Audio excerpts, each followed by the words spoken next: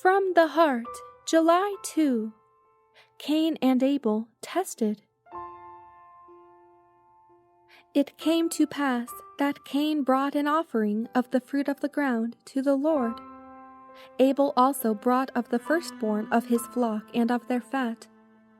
And the Lord respected Abel and his offering, but he did not respect Cain and his offering. Cain and Abel, the sons of Adam, were unlike in character. These brothers were tested, as Adam had been tested before them, to see if they would be obedient to God's requirements. They had been instructed in regard to the provision made for the salvation of the human race. Through the system of sacrificial offerings, God designed to impress upon people's minds the offensive character of sin and to make known to them its sure penalty, death. The offerings were to be a constant reminder that it was only through the promised Redeemer that men and women could come into the presence of God. Cain and Abel understood the system of offerings which they were required to carry out. They knew that in presenting these offerings, they showed humble and reverential obedience to the will of God, and acknowledged faith in and dependence upon the Savior whom these offerings typified.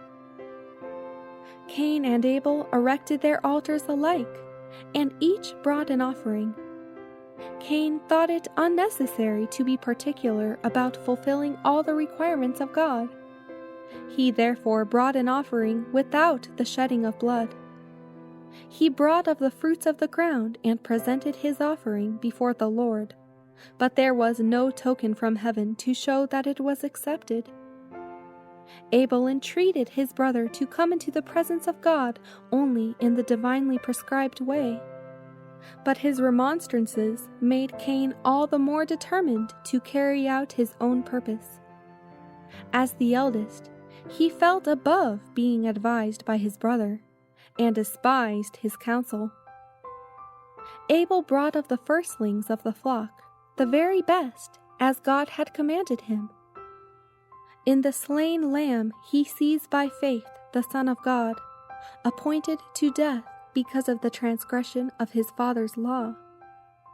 God had respect to Abel's offering. Fire flashes from heaven and consumes the sacrifice of the penitent sinner. Cain now has an opportunity to see and acknowledge his mistake, and he who is no respecter of persons will have respect to the offering of faith and obedience. Abel's offering had been accepted, but this was because Abel had done in every particular as God required him to do.